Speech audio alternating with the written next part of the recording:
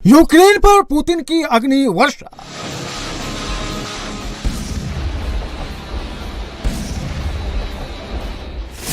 Ukraine के 7 शहरों पर भीषण हमला।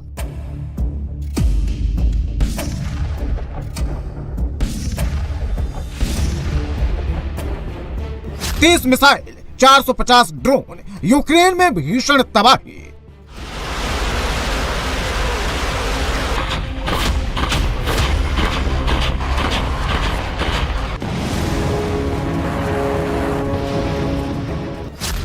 ब्लैक सी में नाटो पर पुतिन का प्रहार।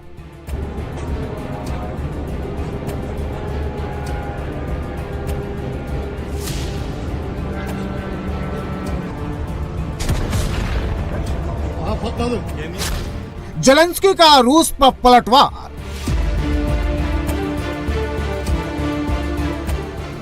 रूसी तेल के 2 कुएं जलकर राख।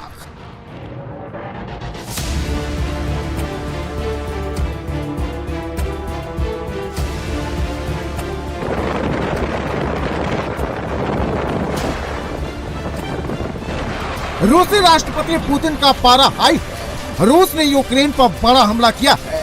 यह रूस का ग्रैंड रॉकेट लॉन्चर है जो यूक्रेन पर लगातार आग बरसा रहा है। यूक्रेन के 7 शहरों में रूसी सेना ने भयंकर तबाही मचाई है। पोर्ट सिटी ओडिशा हो या सुमी, खार्किव हो या खेरसोन, चेर्निहाई हो या किरोवोग्राद, हर जगह रूसी सेना कहर बनकर टूट रही है। यूक्रेन के अलग अलग शहरों में इमारतें जल रही हैं, आग लगी हुई है, बिजली गुल है, अंधेरा छाया हुआ है। रूसी हमले में 3 लोगों को जान से हाथ धोना पड़ा है और 35 से ज्यादा लोग जख्मी हैं। 2 दिन पहले जेलेंस्की इस आग को देखकर मन ही मन बहुत खुश थे कि पुतिन से बदला ले लिया है। रूस के सबसे आधुनिक शहरों में से एक सेंट पीटर्सबर्ग को जला दिया है। रूसी शहर में ऐसे ड्रोन अटैक किया है जिसकी आग बुझाने में रूस को 24 घंटे लगे। अब पुतिन ने जेलेंस्की को सूद समेत वापस कर दिया। यूक्रेन पर रूस ने 450 ड्रोन से एक साथ तबाही मचाई है। 30 मिसाइलों से बड़ी बड़ी इमारतें खंडहर कर दी। इन मिसाइलों में 8 calibre missile, 6 Iskander M missile, 4 Iskander के मिसाइल और 4 किंजल मिसाइलें शामिल हैं। जेलेंस्की के नाटो पार्टनर्स को चिढ़ाने के लिए रूस ने पहली बार एक लोकेशन भी शेयर कर दी है जहां से बीती रात यूक्रेन पर मिसाइलें बरसाकर तबाही मचाई गई।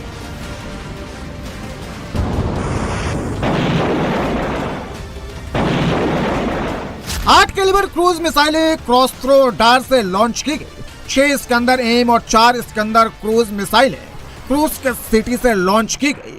4 किंजल हाइपरसोनिक मिसाइलों को रूस ने 4 अलग अलग मिग 31 के फाइटर जेट से लॉन्च किया। पुतिन ने डोनबास के अलग अलग हिस्सों में जहां भी जेलेंस्की की सेना मौजूद है वहां रॉकेट और तोपखाने से भीषण हमले किए। सबसे बड़ी तबाही यूक्रेन के पोर्ट सिटी ओडेसा में मचाई। वहां कई बड़ी इमारतों में आग लग गई। आग के शोले देखकर अंदाजा लगाया जा सकता है कि कुछ नहीं बचा होगा। अब पुतिन ने काला सागर और ओडिशा में वो कर दिया है जिसकी कल्पना 32 नाटो देशों ने भी नहीं की होगी। पुतिन ने ब्लैक सी में तुर्की के शिप को उड़ा दिया है। पुतिन ने तुर्कमेनिस्तान में जब तुर्की के राष्ट्रपति एर्दोगान से हाथ मिलाया उसके कुछ देर बाद ही रूस ने हमला कर दिया। तुर्की के शिप पर भीषण आग लग गई जिसकी लपटें पूरी दुनिया ने देखी। तुर्की का शिप यूक्रेन के लिए बिजली का जनरेटर लेकर जा रहा था, इसलिए पुतिन ने हमले का आदेश दिया। मगर बात इतनी सीधी सी नहीं है। ब्लैक सी में तुर्की नाटो देशों के साथ मिलकर कई बार डर्टी गेम खेल चुका है। तुर्की के समंदर में रूसी फ्लीट पर हमले हो रहे थे। पुतिन ने एर्दोगान को पहले ही वार्न किया था। एर्दोगान ने खलीफागिरी में कोई ध्यान नहीं दिया। पुतिन ने हाथ मिलाने के बाद तुर्की के एक नहीं 3 जहाज उड़ाकर बता दिया इस खेल में वो सबसे धुरंधर खिलाड़ी हैं। ब्लैक सी में नाटो के बड़े बड़े वॉरशिप मौजूद रहते हैं। इसके बावजूद पुतिन ने एक नाटो देश तुर्की के शिप को उड़ाकर बता दिया अगर कोई रूस के खिलाफ मोर्चे में शामिल होगा तो अंजाम बहुत भयंकर होगा। पुतिन ने एर्दोगान को औकात बताने के लिए बैलिस्टिक मिसाइल का इस्तेमाल नहीं किया। रूस ने क्रूज मिसाइल भी नहीं दागी जो सुपरसोनिक स्पीड से जाकर शिप को तबाह कर देती।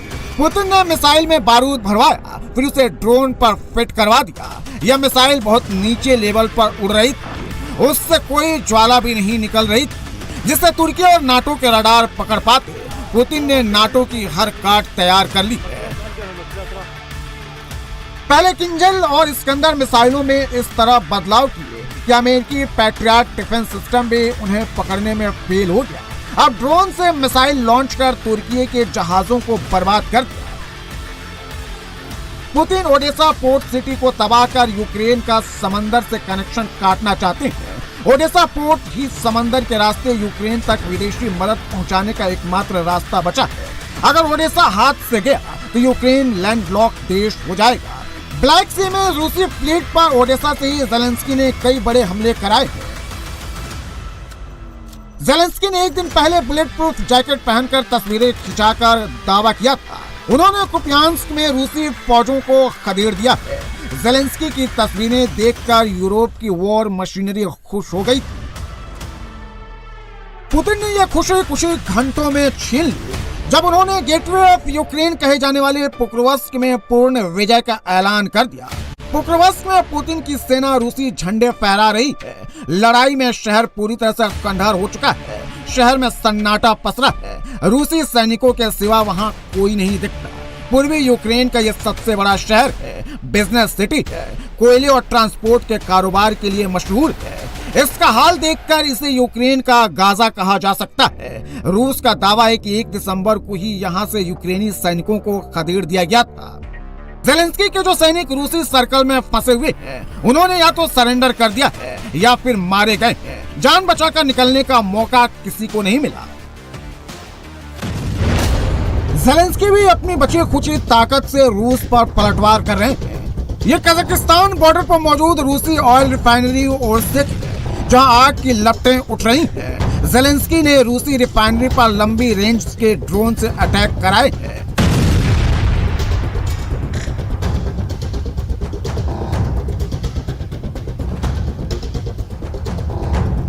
यूक्रेन ने मॉस्को में रूस की एक और रिफाइनरी स्लावनेफ्ट पर अटैक किया है। यह रिफाइनरी मॉस्को से सिर्फ 250 किलोमीटर दूर है।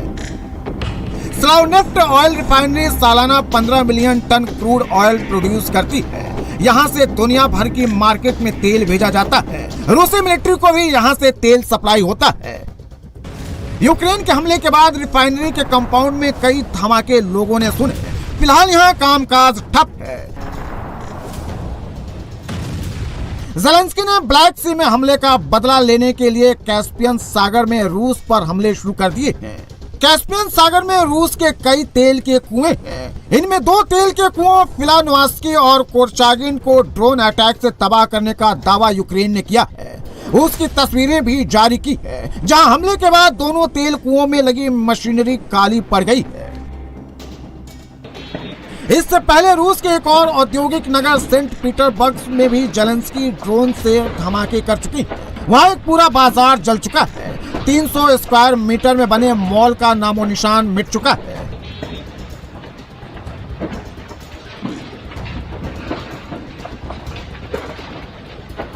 भारत के दुश्मन नंबर 1 एर्दोगान यूक्रेन वॉर में पुतिन को धोखा दे रहे थे। चोरी छिपे वॉर मशीनरी यूक्रेन भेज रहे थे।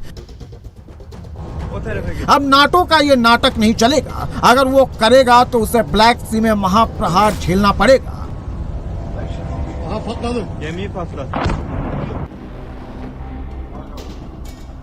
इस हमले में पुतिन ने पूरी यूरोप को मैसेज भेज दिया है, ज़ेलेंस्की से दोस्ती का नाटक बंद करो और युद्ध के लिए सच्ची डील करो।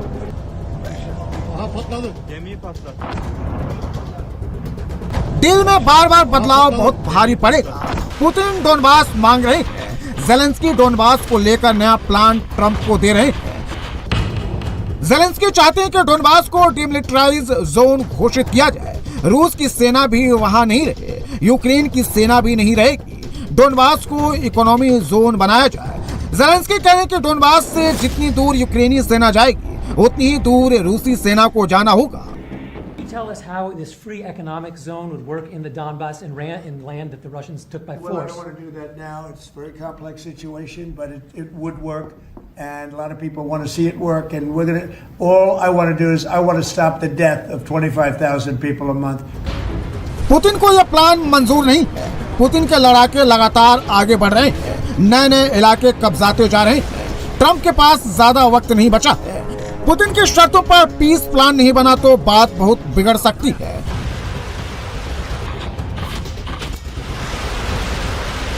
पुतिन डोनबास का 90% से ज्यादा हिस्सा जीत चुके हैं। पुतिन चाहते हैं ज़ेलेंस्की डोनबास रूस को सौंप के अपनी सेना को 6 लाख तक सीमित करें, नाटो में जाने का सपना छोड़ दें, यूक्रेन में चुनाव कराएं। हमने हर एरिया में मोमेंटम हासिल किया है। डोनेस्क और लुहांस्क की आजादी के साथ ज़ेपोरिज़िया और खेरसोन रीजन में काम प्लान के मुताबिक चल रहा है। अभी सब कुछ रूसी फौजों के कंट्रोल में है।